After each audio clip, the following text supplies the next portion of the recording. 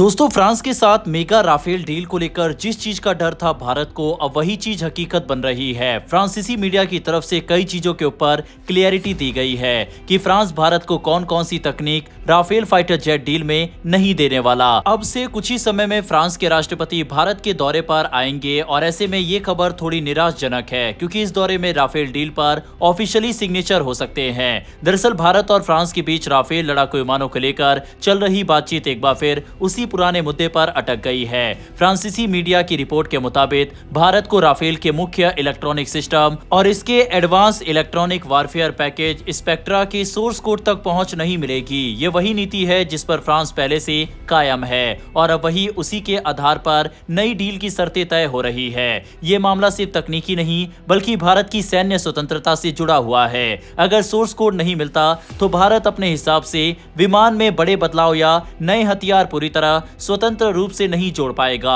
उदाहरण के लिए भारत की स्वदेशी अस्त्र मिसाइल या भविष्य में बनने वाले नए सेंसर सिस्टम को पूरी तरह एकीकृत करने के लिए फ्रांस की कंपनियों की अनुमति हर बार लेनी पड़ेगी। इससे हर अपग्रेड या बदलाव में समय और प्रक्रिया दोनों बढ़ जाते हैं। पहले 36 विमानों की खरीद और नौसेना के लिए राफेल एम के सौदे में ये व्यवस्था स्वीकार कर ली गई थी, लेकिन अब स्थिति बदल गई है। भारतीय वायुसेना के स्क्वाड्रन लगातार कम हो रहे हैं, इसीलिए भारत 114 अतिरिक्त डैसॉल्ट राफेल विमानों की बड़ी खरीद पर विचार कर रहा है। इतने बड़े बेड़े के लिए भारत चाहता है कि भविष्य में रखरखाव, अपग्रेड और हथियार एकीकरण पर उसका ज्यादा नियंत्रण हो। इस बार भारत बातचीत में पहले से ज्यादा तैयारी और अनुभव के साथ उतरा है। सरकार का फोकस है अब सिर्फ विमान खरीदने पर नहीं बल्कि उससे मिलने वाले औद्योगिक और तकनीकी लाभ पर है।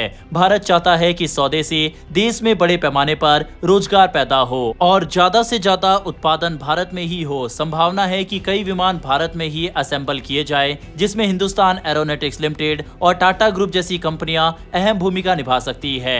सरकार इस बार तकनीक हस्तांतरण को भी गंभीरता से ले रही है। पहले सौदे के बाद हुई समीक्षा में सामने आया था कि कुछ वादे उम्मीद के मुताबिक पूरे नहीं हुए, इसीलिए इस बार निगरानी व्यवस्था ज्यादा कड़ी रखने की योजना है ताकि जो भी औद्योगिक लाभ तय हो वह वास्तव में जमीन पर दिखे। भारत चाहता है कि ये सौदा देश के रक्षा उद्योग को मजबूत बनाए, न कि सिर्फ विदेशी उपकरण खरीदने तक सीमित रहे। कुल मिलाकर राफेल पर चल रही ये बातचीत भारत के लिए सिर्फ सैन्य जरूरत का मामला नहीं है, ये आत्मनिर्भर तकनीकी क्षमता और भविष्य की रणनीतिक स्वतंत्रता से जुड़ा हुआ फैसला है। अगर बेहतर शर्तों के साथ समझौता होता है तो इससे भारतीय वायुसेना को मजबूती मिलेगी और देश का रक्षा उत्पादन क्षेत्र भी नई ऊंचाई पर पहुंच सकता है। आने वाले समय में यही देखा जाएगा कि दोनों देश इस संवेदनशील मुद्दे पर किस तरह संतुलन बनाते हैं। हालांकि दूसरी तरफ एक अच्छी खबर भी भारत और फ्रांस को लेकर आई है। दरअसल भारत की सरकारी कंपनी भारत इलेक्ट्रॉनिक लिमिटेड ने फ्रांस की साफरान इलेक्ट्रॉनिक्स एंड डिफेंस के साथ मिलकर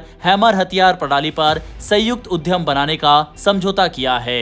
ये समझौता फ्रांस के राष्ट्रपति इमैनुअल मैक्रोन की भारत यात्रा से ठीक पहले हुआ है, जिससे दोनों देशों के बीच बढ़ती रणनीतिक साझेदारी साफ दिखाई देती है।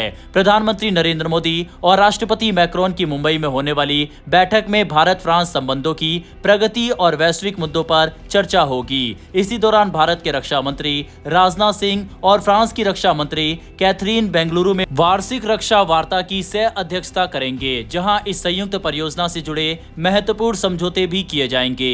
हैमर एक अत्याधुनिक प्रिसीजन गाइडेड हथियार है जिसे लंबी दूरी से सटीक हमला करने के लिए बनाया गया है। इसकी मारक क्षमता लगभग 70 किलोमीटर तक है, जिससे दुश्मन के मजबूत ठिकानों पर सुरक्षित दूरी से हमला किया जा सकता है। यह हथियार खासतौर पर पहाड़ी और कठिन इलाकों में बेहद प्रभावी माना जाता है। डैसॉल्ट राफेल और HAL तेजस जैसे आधुनिक लड़ाकू विमानों के साथ इसकी संगतता उनकी स्ट्राइक क्षमता को और बढ़ा देती है। नया संयुक्त उद्यम एक सेंटर ऑफ एक्सीलेंस के रूप में काम करेगा, जहां हैमर सिस्टम के गाइडेंस किट का निर्माण, सप्लाई, रखरखाव और मरम्मत की जाएगी। इसका मुख्य उपयोग भारतीय वायुसेना और नौसेना करेंगी। भविष्य में जरूरत पड़ने पर अन्य भारतीय एजेंसियों को भी इसमें शामिल किया जा सकता है। इस कंपनी में दोनों पक्षों की हिस्सेदारी बराबर यानी 50-50 होगी, जिससे तकनीकी सहयोग और उत्पादन में संतुलन बना रहेगा। इस साझेदारी से भारत को उन्नत रक्षा तकनीक में आत्मनिर्भर बनने में मदद मिलेगी और देश के भीतर ही आधुनिक हथियारों का निर्माण संभव होगा।